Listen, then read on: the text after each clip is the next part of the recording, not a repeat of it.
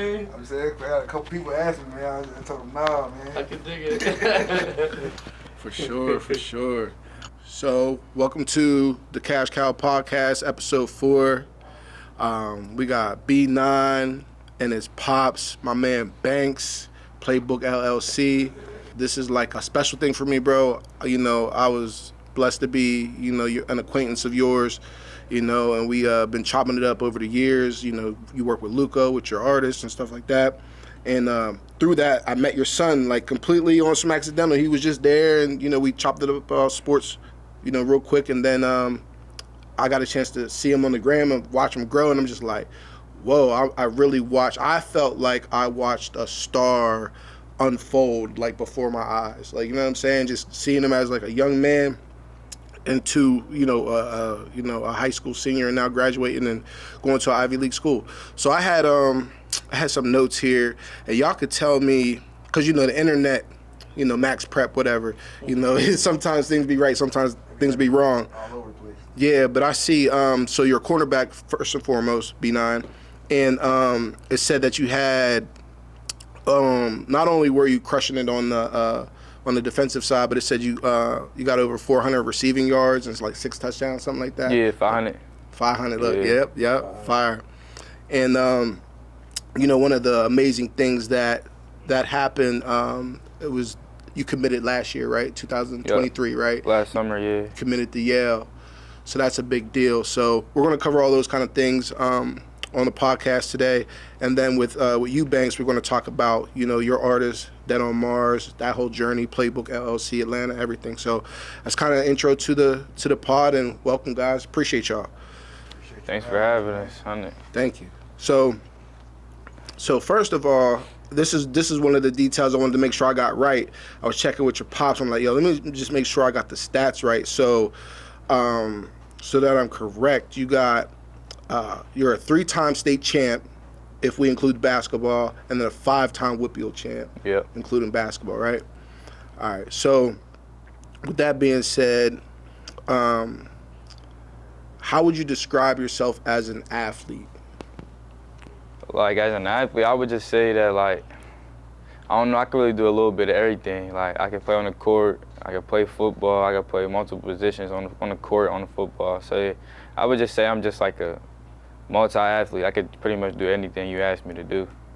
Yeah, we had that conversation the other day with one of our guests, and it almost seems like that's like a typical thing, right? Like the star athletes are usually athletic, period, right? Like, it's like, yo, track, which you also ran track, football, baseball, like it's pretty much, you know, you're all around athletic, but then you kind of hone in on 1 or 2 sports, you know what I'm saying? So this is a question that I asked one of my young bros that was multi-talented like that too. How did you decide on, like, which one you wanted to pursue the most, right? Because you're like that in basketball, you're like that in football. Ultimately, you chose football. You know, is there any particular reason why you went that route? I would say, like, from where I'm from, like, not a lot of people, like, we have good football players and basketball players, but, like, not a lot of people go for hoops. Mm-hmm. So I would say that. And I wasn't really getting, like, the attention in basketball. And I just love football, like, way more than basketball. So it just was easy for me to make that decision. Okay. So you're from a very infamous town in Pennsylvania when it comes to sports. I was doing the history. Aliquippa is crazy, like, and it's been crazy for a while, especially based off of the size of the town. You know, you're just like us outside of Pittsburgh. What was it like carrying the legacy of Aliquippa on your shoulders and, like, you know, being part of, like, this long line of athletes and kids that came from there that, you know, were successful? That's every kid's dream, like, to be the next, like, NFL athlete or a star. Because, like, when you growing up, you go to games on Friday night, like, you want to go so bad just to watch everybody play. So, like, as I'm growing up and, like, continuing my legacy, it mean a lot that I could, like, continue the tradition of the Quip DBs, going D1 and all that. Yeah, that's crazy. So this is one thing we'll touch on while we're talking about Aliquippa, right? And this is actually a hot button thing because this ruling just came down. So, you know, for the people that don't know, what was the Aliquippa rule? Like, what was the whole little hearsay or rumor around that? Like, the Aliquippa rule that what we say is just like they don't want us to win for real, because like it's teams on the other side of the state, Southern Columbia, they won 7 state titles in a row. We won 2 out of the 3, and now we got to move up, and it's not fair because like we already moving up and playing up. Like we could really be in 1A. So like we just feel like it's not fair that this other teams winning 7 in 7 years, we only win 2 in 3 years, and then we got to move up again. So like that's basically like what we call the Aliquippa rule. So yeah, you know, I follow a couple of you guys, follow your pops, and I just seen I seen them talking about it. I seen an article about it, and then more recently, I think it was like the 24th or 25th of May that the courts agreed with y'all. I was like, nah, that's unfair. Like, it's unfair. You can't keep pushing them up just because they're good. Cash Cow fans, just so that you know, this is what I'm trying to explain to you. This town, this team, these guys win so much, they keep trying to push them up brackets because they're smashing everybody in their brackets. So that's what the Aliquippa rule was all about. So you're a cornerback, right? What's the secret? What's your secret to shutting down receivers and like getting interceptions? Like, what's your secret sauce as a cornerback? Like, you know what I mean? What do you feel like you do that may be a little bit differently than others?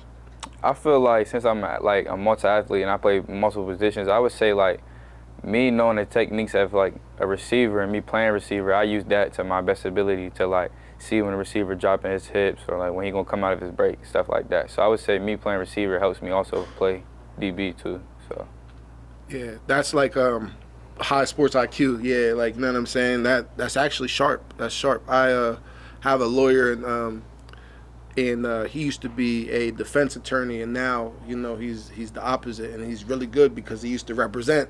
You know what I'm saying? So it's just like you get a high IQ from playing both sides. So the way you guys just keep winning, literally like the next day after you win, you're back to being a 0. You know what I mean? So you gotta just keep winning, keep being great. Like, what's that mentality like? Like, what's that vibe like on the field or on the court? Like, what's like? Is it a locker room speech? Is it music? Like, what kind of, you know, puts you in that mode, that winning mentality? I really just say like you growing up equipped just like give you that mentality. Like when you outside playing as a little kid, playing free for all, from Brewski and stuff, like you just want to win. And then like for us, like in high school, like we didn't really care about the wins as much. Like it's really just a state championship or bust. Like the whip mules, we don't get rings for those, so it's just like state chip or bust. Like we all said at the beginning of the season, and then we just maintained it through the whole season. That's good to know. You know what I mean? Whip mules ain't about nothing. You know what I mean? Nah. that's fire though. Yeah. No, that's winning mentality right there. Looking at the whips like nothing. You know what I mean? Me and Remo was talking earlier, and you know, growing up, I'm sure you had some favorite college teams. But, you know, most importantly, we've seen that you committed to Yale. You know, what was it about Yale that wanted to make you go there? Was it, you know, certain conversations with certain people? Was it just, you know, I don't know, like Yale to me, like me and Remo love that. Like we think it's wavy, you know what I mean? So why Yale, you know? I really just picked it just because like the networking, the connections, like stuff that they offers me after football is over. Yeah. So like that's why I really picked Yale. No, that's real. A question that I have is, like, what are you going to major in? Like, you know, I was looking at your grade point average. I think it was like 4.2 or something crazy. Like, you're obviously very bright. I'm not sure if that's what your final one was, but at the time I was researching, it was like 4.2 or something like that. So you're very bright. Like, what would you cover, or what would you go to school for? What are you, like, what is your major going to be at Yale? I want to like get into business and like the real estate side of it, but like for I really don't know. So I might just go up there undecided and just like see what I like the most and stuff. But like as of right now, if I had to pick something, I would pick business. Business. Okay. Yeah. Makes sense, man. Your dad's a very shrewd businessman. He's very bright, and I'm pretty sure, regardless of what happens, you know what I'm saying, you're gonna make something shake on the business side. So that's not bad.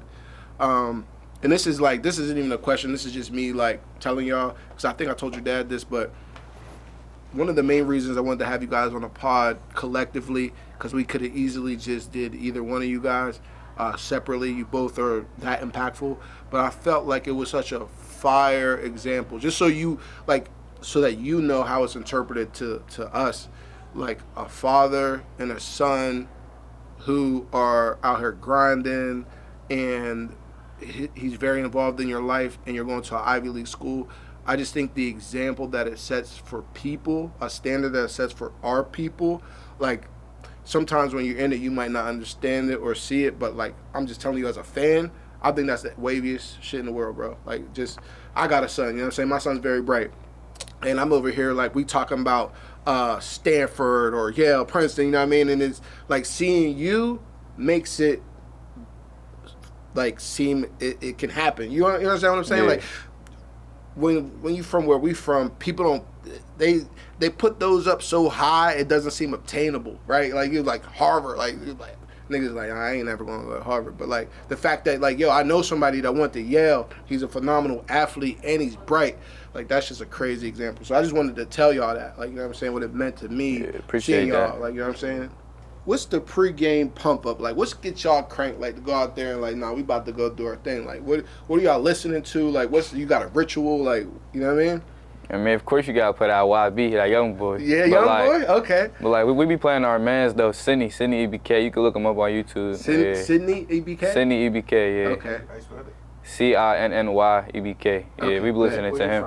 He from Quip too. You from the Quip? Oh, that's Yeah. hard. That's hard. So a local. You know Yeah, what he I on mean? the team too, so like we'll play his music, but you know we gotta play the YB though. The Yeah. YB get everybody turned. Now, obviously, bro, y'all are going undefeated and everything, but like, what would you say is one of your toughest opponents y'all faced in football?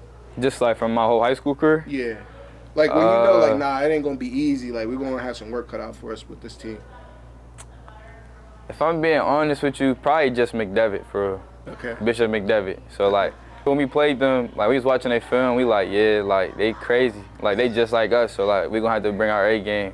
But like for real, I think my sophomore year they was better than my junior year. But we ended up winning my sophomore year, losing my junior year to them. So I'm trying to think who else for real. That's really it. Nah, we knew we was gonna be done. Look, I be loving it. That's what I'm saying, Banks. When he's on the couch and it's just like, it's not misguided. Like, you know what you're capable of, and that's good. Like, Yeah. that confidence is good. No, I mean like, Keysport nice, but like we knew a team that ran the ball every play wasn't gonna beat us. Like we had too many big dogs up front, so like. Okay. What's a life lesson you'd say you took away from sports?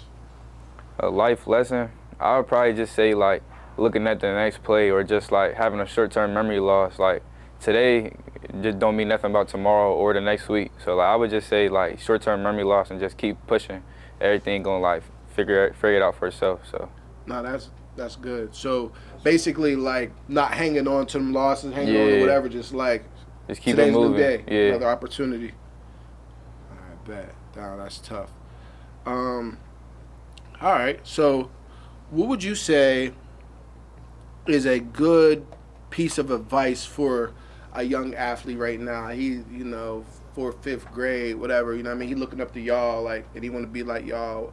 Now, I almost feel like y'all like the Spartans and shit. It's like in the school or something. Like they got the indoctrinated in your school or something. Like y'all are just so tough. But like, what would you personally say to a youngin? Like, what do you think helped you? You know what I'm saying? What advice would you give? I would just say like you just gotta put in the work and you gotta be tapped in with the right people too. And I feel like once you hit like that 8th grade summer, like that's when everything really start to count for high school and all that. So I would just say just keep working, try to get connects with like everybody that you know. That's what it's really about nowadays is connections. Yeah. So like, and I would just say stay on your schoolwork because you never know what opportunity is gonna come with your academics. So. Yeah. That's real. I feel like we just witnessed the finals of music. Like it was Drake, Kendrick, J. Cole. Obviously, I know y'all are close to the Dreamville camp and stuff like that. You know what I mean? But I know y'all close to the Dreamville camp. But with the Drake and Kendrick, we'll just stick with Drake and Kendrick for this part. Like, who do you think won the battle? Like, what's your take on that? So my favorite rapper is Drake. But Okay. I think Kendrick won. I think Kendrick won the little battle. I'm not gonna lie. I think Kendrick won. Yeah, that's how I know you're a real one. Cause sometimes it hurt to say. You see people out there still trying to defend it, like, nah, but you know, you listen to they give you all these equations. You know what I mean? It's like, bro, it is what it is. Like, bro, definitely. I feel like Kendrick took it personal too. Like, he did. So yeah, I think he won. Okay, bet. So this is a really interesting question. I feel like I could ask you more than I can ask anyone. So with your dad being in the entertainment business, right? You at a young age been exposed to a lot of different celebrities, rappers, all kind of stuff like that. So what was that like for you? You know what I'm saying? Like it's part one of two questions. So the first question is, what was that like for you? And then the second question is like, has that worn off, like that gloss of meeting these people, or is it like it's normal for you now? Like, you know what I mean? Yeah, so for the part one, like, I don't know, I try to just, like, keep my composure, because, like, I used to be young. My dad bring me around all these famous people, but, like, it's just, like, my dad really him. So, like, yeah. And then now, like, I would say, like, I got used to it, but, like, last year we went to Miami, and we was in, like, this spot. It was, like, major people, and that's when I was, like, my first time ever being, like, shocked, like, how many people was in there. So, but I would say, for the most part, though, I'm used to it now, though. Okay. Yeah. I feel like that's everybody that meets famous people, right? Like, you don't ever want to be the one tweaking. Like, you know what I'm saying? don't But wanna be inside, tweaking. you're like, bro, like, I'm really right next to Cole and them, like, you know what I mean? Like, they right there. So, I thought that was very interesting. And then, all right, so boom, you're around a lot of, athletes, but I know you also was around a lot of, like, NBA, college, high-profile athletes. You know, how does that feel? You know what I mean? And, like, in compared to maybe like a rapper, you know what I mean? Like, how does it feel to be, like rapper versus athlete? Which environment do you prefer? And like, is there a difference in how you feel about it? You know what I mean? Yeah, I would probably say athlete, because like I can relate to him more. Like, I'm doing not the same thing, but like I'm trying to do the same thing that he's doing. Like, we working out. You mean like trying to put the work in. Versus for a rapper, he just like really in the booth and stuff. Like, he don't really gotta like put no work in. He do musically. But like, not like on the field though. Like, Right, he don't gotta, physical work, he don't got a physical work. He don't got to train or nothing like that. So. Okay, now that's tough. So out of all the celebrities you met, do you have a favorite? Gotta be J. Cole. J. Cole for sure. Gotta be. I was trying to gauge like, yo, was it gonna be Travis Scott or is it gonna be J. Cole, just to see what kind of time you was on. But like, Yeah, for Why sure, J. Cole. Was it his personality, or was it like his talent level? Like, what was it about him? Because I'm sure you met a lot of people. Like, what was it about J. Cole? I mean, he was definitely cool, but like, it's J. Cole. Like, he one of the best to ever like rap into a mic. So. Yeah, facts. See, Banks, you raised him right. He knows about good rappers and everything. You know what I'm saying? You raised him right, bro. That's tough. So, how do you feel about this NIL and NCAA? The whole, so you can address them both, but like the NILs was the first opportunity, and now from what I heard, and you guys can correct me if I'm wrong, but I heard they're actually going to do direct payouts from the NCAA now or something like that. Am I on target with that? That's correct, right? Yeah. So, what do you feel? How do you feel about that? Because before it was like, yo, I got to make it to the league to get bread, but now there's opportunities at your doorstep soon. How do you feel about that? I feel like it's good and bad, because like with the portal and everything, it's like making it hard for high school athletes to like get offers and stuff. But like, it's definitely good because, like you said, you should think like, I gotta make it to the NFL to get money. But like, if I just do what I gotta do in high school and go to college, I could also make money at that level too. So. Okay. So, elaborate on that a little bit. Like, do you feel like now this whole transfer portal thing kind of like stunts the opportunities for some high school kids coming in? Is that what you? Yeah, for sure. It definitely stunts it a little bit, because if you got people that's at Power 5 at Ohio State and they're not playing now, and they're not trying to wait, then they just transfer down to a lower school from where it's a high school kid. He 5'9", 160 pounds, and he really supposed to get that offer, but he can't now because the person that went Power 5 and not playing now, he transferring down lower. So like. Okay. Thanks for breaking that down for me, bro. We had that conversation with Rod and them a little bit, because you're right. It does take some time, especially in football, just size and development. Like, coming from that high school body, like, you can't go out there getting cracked by these 300-pound, you know what I mean, D-bag. Like, you need time in the gym, weight, meal plans and stuff like that. So thanks for clarifying that. We had a conversation about it, but you gave me more clarity for real. What would be your dream NFL team to play for? I would probably say Miami Dolphins. Ooh, that's different. All right. Me too. Yeah. No, that'd be fire. Definitely Miami, because like you in the mix of everything for real. Yeah. Like, it's hot down there, you playing in good weather. So yeah, I would say Miami. Yeah. Because I'm picturing a 9 already on the jersey, but it made me ask this: why 9? Why number 9? So like from where I'm from, Equip, like some of the best people to ever play they wore 9. Like my man that just got drafted to the Raiders, he wore 9. So I really wore it because of him, and just to continue that legacy, that 9 legacy. Because everybody who wore 9 at Equip went D1. Yeah. So there you go. That's fire. B9. B9. Yeah. And then everybody just start calling me B9 after that. So yeah, I was shooting that game Town versus y'all, and I was walking past this little section, and it was like, yo, B9's in the building, B9's in the building. I was like, damn, this kid really out here. This kid really outside, bro. He Hoko King, dog. Like, I'm like, man, my man really like doing it, bro. Like, you know, couldn't ask for a better high school career.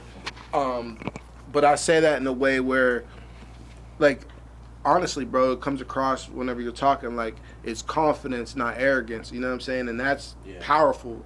Like, I feel like in this era, they try to, like, take that away from young men. Try to take away their confidence, but keep that confidence. Like that, it oozes out of you and it gives other people confidence. So, you know, what's some of your favorite local food spots? Like, you know, what's some of your that's the question. We were talking about that yesterday. Yeah, Say, exactly. Like, if you had, what was the question? You wanted me to change. No, I got it, man. Listen, man, if it was if you had 24 hours to live, if you had 24 hours to live, just think. No, would you eat? What would you eat, bro? Would you go to a certain restaurant, eat a certain type of food? Like, you know, what's? I'd probably go to an Italian restaurant and eat like the best spaghetti that somebody had, because spaghetti my favorite food. So. Spaghetti?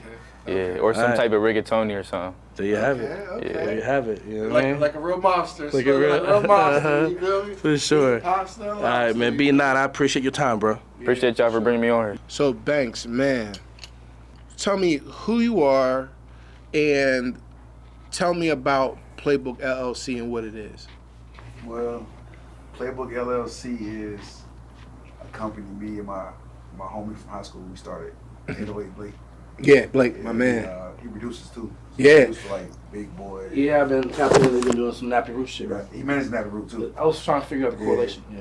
Yeah, he manages them. He produces for them too. So he manages for See, them. shout out to Blake. Yeah. So 808 Blake. So he actually came to me. Was like, I started this company. I wanted to bring you in with it. So we tapped in. Been locked in ever since. Okay. Yeah. Dope. So, how did you enter the music industry? You know, was it prior to that, or was it prior to Playbook, or like, you know, what were you into prior to that? Well, you know, like growing up, you know, like in Atlanta, like I used to freestyle. You know what I'm saying? I used to want to be a rapper. Nah, I definitely gotta catch you on one of them drunk freestyles, gang. Now that I know, I gotta catch you up to 42. You know what I'm saying? Cool, you know, What was your flow like? I need to hear your flow. You know what I mean? What was you on? You know what I mean? I charge for it, man. Hey, raps. I'm gonna pay you that, man. You know what I mean? For sure. Throwing away in the ocean, man. No, that's super dope. So like I always like, you know, I've always been like influenced by music, and like me and my friends, you know, we used to always rap and shit like that. Mhm. But when I went to Pitt, I started an entertainment company, Fast Five, and at the time we like was throwing all the parties. Mhm. And so when Wiz had signed with Warner Brothers, they came to us was like, yo, we want to bring y'all in, we want y'all to promote all his music at y'all parties and stuff. And they kind of like got our feet wet with the music industry. And from Wiz, like it was Mac, and then we kind of like just started signing our own artists after that. No, that's tough, because that's literally what I was about to say. And it's funny how small the world is and how things work, because you know our guy Mitch is a Brownsville guy, you know what I'm saying? And we met Barry initially through Mitch, and it was actually Luco first that met Barry via Mitch. We had Mitch's dad was taking photos for us at the time, because we was rapping with Mac Miller. You know what I'm saying? So I was always interested in, like, you know, I met the members, bro, but I wanted to get a breakdown of like how Fab Five started. So just so I understand it correctly, you know, you come from Atlanta, you go to Pitt, and what were you majoring in there? Like, did you know what I mean? What was your experience there? Well, it was cool. I majored in psychology, Okay. but then, you know, I was like, I don't do that. So I actually dropped out and went to Art Institute. Okay. Filmed the video because we was doing music and stuff. So I was figure my angle on that. But Fab Five got started. It was me, my homie Funny, Sean, Billy, and Barry. But so I moved up to Pittsburgh in '02, and at the time, you know, we was younger. Me and Barry, like that's my brother. We grew up together. We was kind of like getting a lot of trouble and stuff. So like when I moved to Pittsburgh, I called him. I'm like, yo, you might as well just, you know what I'm saying, come up here, like get a fresh start. Like, you know what I'm saying, we can come up here. I don't want to say it's sweet, but like, you know what I'm saying, it was like we could kind of like take over campus. So he moved up, and it was crazy because we was living in a 2-bedroom apartment. There was 5 of us. Like me and Barry knew each other from high school. Me, Funny, and Sean knew each other from college. And Billy, I had just met him because at one point in time I moved home for like a year. And I came back, and he was friends with all my friends. So like we all like lived in this 2-bedroom apartment together, 5 of us. Like, we all didn't really know each other. Like, I knew Barry, I knew Sean, I knew Funny, but Barry didn't know none of them. And then they knew Billy and Sean, but they didn't know me. Billy didn't know me. So it's kind of like it was kind of crazy actually. It was like a lot of wild stuff going on, fights and arguing, but we became family. You know what I'm saying? And like we was partying all the time. We was like, fuck it, let's make some money off of it. So we started an entertainment company called Fat Five. Yeah, and if you're listening to this and you're watching this, I'm gonna tell you someone that witnessed it with his own 2 eyes. Them boys was going crazy. What a time, bro! Like, you know, I know that's one of those things that like it's an untold story, right? So I'm glad that we get a chance to talk about it. Like Fat Five's role in the whole Wiz thing, right? Because if you were there, you knew. Opposed to like, let's say S Money, right? Because my bro, we had this joint called Panama. We was in Homewood, and we was doing all kind of, you know, street related stuff. But so we were watching the street rappers break, and then if you paid attention, Wiz went a completely different route. Like his management, his team, you know, collaborated with y'all and was hitting the campuses and stuff instead of hitting like the little nightclub street rapper circuit. So that was actually really dope to watch and unfold, and it paid off, obviously, right? You know, I think he hit a market of people that were like, I always used to say this from a rapper standpoint, right? Like there's 2 kind of rappers. There's the rappers that go to the club, right? And then perform at club shows where like you dress up real nice, don't step on my sneakers, you buy bottles and stuff like that. And then there's like the college / like white crowd, without, you know, trying to be too drawn.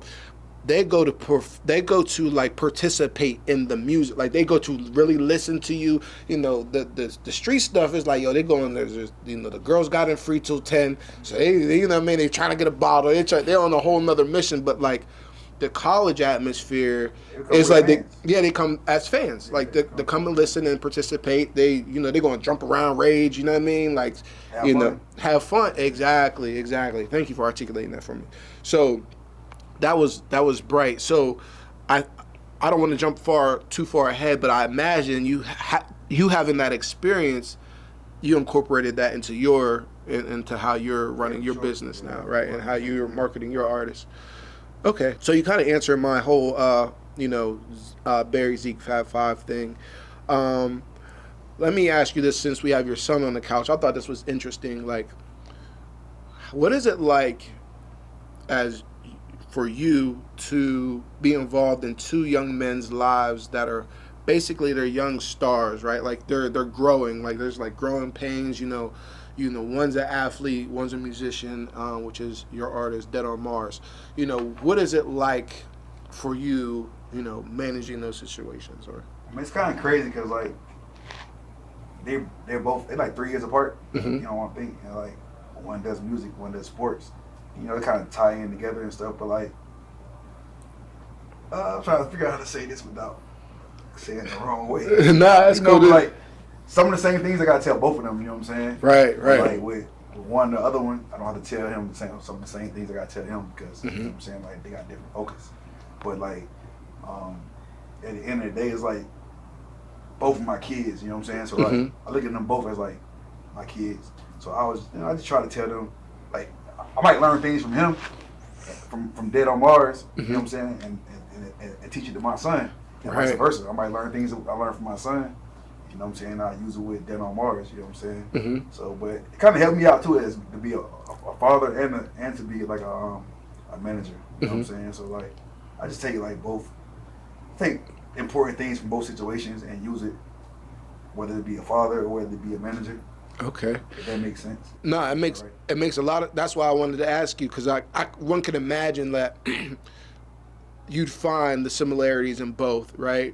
And as a fan, again, I would say you're doing a good job, bro. Like, you know what I'm saying? Nobody ever told you. I'm gonna tell you, bro. Like, you're doing a fire job, like in both aspects. And me, I'm an ADHD kind of dude. You know, Luco and my man Montelli be having to reel me in because I be trying to do a whole bunch of stuff, and I can just imagine, like, you know, you're a phenomenal dad, bro, and how you're handling that, and then you're also a phenomenal manager. I know it got to be stretch it thin sometime. You know what I mean? I know it's not easy, but I just wanted to give you flowers and tell you you're doing a great job. Appreciate it. Definitely time consuming. You know what I'm saying? But like, that's what I signed up for. You know what I'm saying? Yeah. Yeah. It's better to be busy doing that than other things, right? Other things too. For sure, for sure. How did you discover DeadonMarrs? You know what I mean? Formerly Metro Mars. For my fan base, y'all might have seen him as... I still call him Metro. Yeah, listen, You know what I'm saying? I was trying to make sure I was very disciplined, because I know what it's like to change your name, or, you know, I went from Pyrex Press to Romo, and it's just like, everybody still call me Pyrex. They're like, Pyrex! I'm like, yo, I kind of switched it up. So I try to be disciplined in the interview to make sure I say it correctly. But how did you discover him? But actually, my partner Blake brought him to me. At the time, I had a studio. And actually, at the time, I wasn't even rocking with artists anymore, or management. I said I was done with it. Ooh. But yeah, I was. But then he brought him to me, to my studio one time. He was like, this kid's nice, bro. This kid's nice. So I kind of started listening to the music. I kind of took a liking to it. And we just ended up managing him. But Blake found him because he used to produce for his dad. Oh. So yeah, so his dad used to be signed to the Dream in Triggy Story. Oh. Crazy. That's dope, man. Yeah, so his dad used to rap. And like, so Blake met him when he was like 3 or 4 years old. His dad used to bring him in the studio with him. And so he kind of just been tapping in with him ever since. So he started sending Blake music at like 12 years old. Blake was like, man, you know, just keep on getting better, keep getting better. This ain't it, really. Just kept sending him stuff, kept sending him stuff.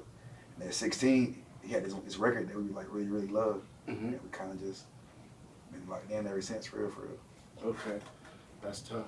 Yeah, I know you got obviously management for music. Do you have any plans on managing athletes in the future? Yeah, you know, music and athletes go hand in hand. So, but not definitely, for sure. Yeah. We definitely want to open up like a little a sports branch to it. Yeah. Nah, get with us, bro. Get with us, bro. Yeah. We gonna say yeah, nothing. get with me, bro. I'm trying, honestly, Banks, I'm trying to figure it out, bro, because, Shit, me too. you know, I dove into it like just wanting to highlight a few kids that I've seen growing up in my neighborhood to like seeing how big this shit can get, and then doing some clips that actually went crazy, you know, and learning the shit. And then we had hats that went very well out here last year, and kind of getting my feet wet. There's definitely some pros and cons, but I do almost feel like what's next might be more so like specific athletes. Like, you know, these first ones that I kind of shine some light on, I didn't really know my expectations were, so I'm kind of just letting it blossom organically. But I think down the road, I kind of feel like that makes sense as a videographer doing basketball. Because last thing, what I don't like is pulling up to a popular game, and there's 17 sports videographers there. It's like, you know what I mean? That shit, that's my pet peeve. So if I can figure out a way to kind of like tweak it a little bit, I'm still figuring it out too. But all in all, man, when you start figuring it out too, bro, definitely bounce some ideas off us. My background is sports. Yeah, we know that. That's why I'm asking these questions. You know what I mean? Man. Yo, Barry ready to throw controller at the TV. Like, basketball is my first love, you know what I'm saying? Yeah. So like, sports is always in me, and like, then with my son and all his friends too, like I've been a part of their whole journey from start to finish. So like, Yeah. I got deep ties in sports. Like, Yeah. No, I know. Sports and music kind of like, you know what I'm saying? Hand in hand. Yeah. Yeah. So like, might as well like do both. Yeah, no. When the opportunity presents itself. Bet. I just wanted to ask about the this. So this is like one of the moments where, like, before I even met you, right? I knew Barry, you know, and I chopped it up with him, but I haven't quite met you yet, right? But I had found out about you guys from this viral moment where or DeadonMarrs made it rain at the graduation joint. Like that was crazy. It was like TMZ level viral. Like that ain't easy to do. It was on TMZ. Yeah. So like how did that come about? And then how do you like the results of it? Right. You know, what were the positives and negatives if there were any? So basically, like we had Metro at 16. He was still in high school, so it was graduation. We got on a phone call. We was trying to figure out like what can we do to make this a moment. You know what I'm saying? Like it's a good opportunity. I feel like we just brainstorming ideas, throwing ideas back and forth and stuff. And then actually Barry came up with the idea. He was like, he should go out there and just throw all this money out and blah blah blah blah. This at the third. And you know how Barry is. He like when you said it was kind of like extreme. So Right. kind of like brought it in. It kind of made it make sense, and I kind of just executed it for real. That's really Barry's idea though. Nah, that's teamwork. That's teamwork. Like it's funny. That's our chemistry. I'm the wild, crazy plan, and Luca like, all right, it sounds good. Let's scale it a little bit. Let's critique it. And then Like it was extreme. He scaled it down, but it still worked though. yeah, the execution was crazy. Like that was crazy. You really can't pay for that marketing that we got behind that. Exactly. So, what do you think? Do you think it helped? You know, put some eyes behind you guys, like behind your brand, like behind what you were doing. Do you think it was valuable? You know, I think it was definitely valuable. You know what I'm saying? At the time, like his name was Metro. At the time, Metro was building. You know what I'm saying? Building his name up. And kind of like let people know who he was and that he's making music. right. You know what I'm saying? Yeah, because that's the reason why I say it that way is because, you know, with things that go viral, like, you know, Donald Trump has an interesting perspective on that, which is like, there's no such thing as negative publicity. He's gonna take it all, right? But like, depending on what your brand is and how you're coming about, you know, some things like that can be negative or positive. So I just wanted to see how it was personally for y'all. I perceived it as like, you know, just like, I'm like, yo, you got Young Boy, wow. Like, you know what I'm saying? I'm like, yo, I seen it on TMZ, I seen it on World Star or something. I think at the time, I'm like, yo, Young Boy, wow, he made it rain at graduation. That's tough. It was on Wendy Williams. Wendy Williams, bro. I mean, it's crazy because behind that, we did a whole scholarship for his school for the valedictorian and the salutatorian. They got $5,000 a piece. We donate to them. Fire. Yeah, we did half, and QC did the other half. That's dope. And you said QC, so that's the next question. The deal that you guys had with QC, you know, that's a crazy deal to land. And you guys landed the deal at a time where they were going crazy. You know, how did that unfold for you guys when you were with QC? So Barry and Coach K got like a real good relationship. So you know what I'm saying? They was talking about doing some business together. And you know, Barry was sending him Metro Music. He was rocking with it. And you know what I'm saying? They was talking about doing a deal. And then Academics had post his first single. And then P saw it. So then P like reached out to me, like DM me, was like, yo, it's my number, call me. Like me and Barry went to go meet with him, and we kind of just it was history after that. Yeah, I like hearing that because that's kind of like advice that I give people. So it's good to see that advice works, where it's like you want to kind of be seen more than one time. Like, so if your man's telling them, and I mean, and then the next thing you know, his man see you, you know what I mean? That's a really good way to approach things. I think, especially when it comes to music, artists are kind of like flat-footed, straightforward. You know, they don't think abstract, and that's why people like you are a benefit to have. You know what I mean? Because you're going to think outside of the box and maybe. I mean, just like you said, I tell my artists all the time. It's like people don't see stuff the first and second and third time. You gotta just keep doing it. Like, you gotta keep putting it in their face. Like they was talking about it, like you said, and then they saw it look like. And it was like, yeah, we gotta do this. Rest was history. Okay. Two-part question. What advice would you give artists that are, you know, looking to, you know, do their thing in music in 2024? And then what would you, I feel like you would really give great advice for people that are looking to be managers or have record labels or are involved on that side of the thing. I feel like we didn't really dig deep. You mentioned something earlier. We don't have to dig too deep, but just, you know, it seems like you had some hardships in this at one point in time, right? Like, you know what I mean? Where you, to the point where you was like, I'm done. I'm not even getting into more artists. You know what I mean? So, like, what advice would you have overcoming that kind of stuff? Just speak on that. Well, for the first part, as far as artists go, like a label or a manager, you know what I'm saying? They're not gonna change their career. Like for real, like it's up to the artist. Like it's up to the manager and the label to help you out with your vision. Like I can't have a vision for you that you don't have for yourself. You know what I'm saying? Like I'm in the car, I navigate, but you gotta drive it. Like I can't drive your car for you. Like no matter what I do, no matter what I say, like I can't be the artist. You gotta be the artist. Like you gotta make it happen. And then it's up to me to, like, you know what I'm saying? Help facilitate. My part. Like, yeah. So that's on that part. But part two is like, as a manager, man, like honestly, I say like, it's tough, man. It's like being a babysitter. Like, you gotta have patience. You gotta have fun. You know what I'm saying? You gotta have everything. Like really, like honestly, like it's not for everybody. Like a lot of ups and downs. You gotta deal with egos and personalities. You know what I'm saying? You gotta like you said, like I gotta, as a manager, like I can't want something more than you. Right. You know what I'm saying? Like, if the artist don't want it, sometimes it's not about what I'm doing, it's about who I'm doing it with. Right. Like I ain't gonna lie, I remember one time Barry told me, he was like the first artist I ever managed, he was like, man, he was like, honestly, like I don't think it's about you, I think it's about who you're working with. Mm-hmm. You know what I'm saying? He was like, if you doing all the right things for the wrong artist, like you're not gonna be successful. Like they're kind of like your homie for it. I'm gonna cut this, but that's real. That's an Instagram reel right there. That's the realest spit right there, bro. That's tough. Like I feel like a lot of artists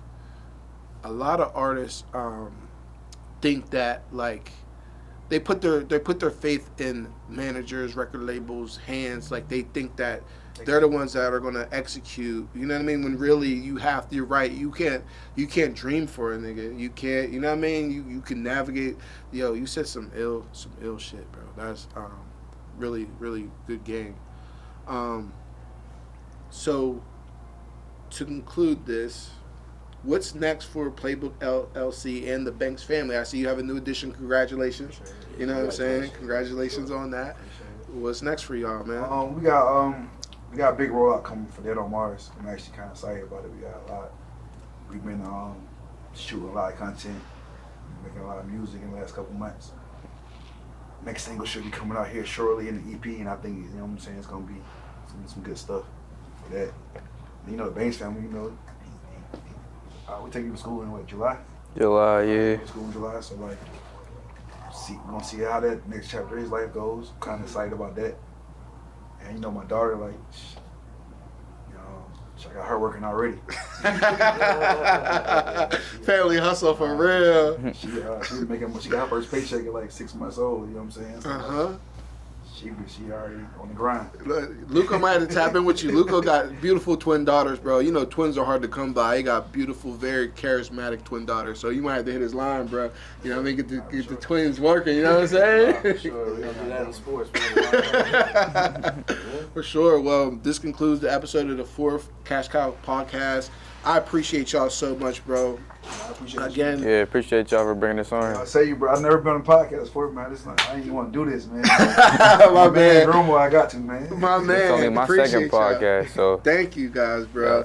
We're fans, bro. At the end of the day, we're fans, bro. We're like genuine fans, and we're excited to see what you guys do next, man. And hopefully, things pan out. We can continue to work and collaborate with each other like this. You know what I mean? So appreciate it, man.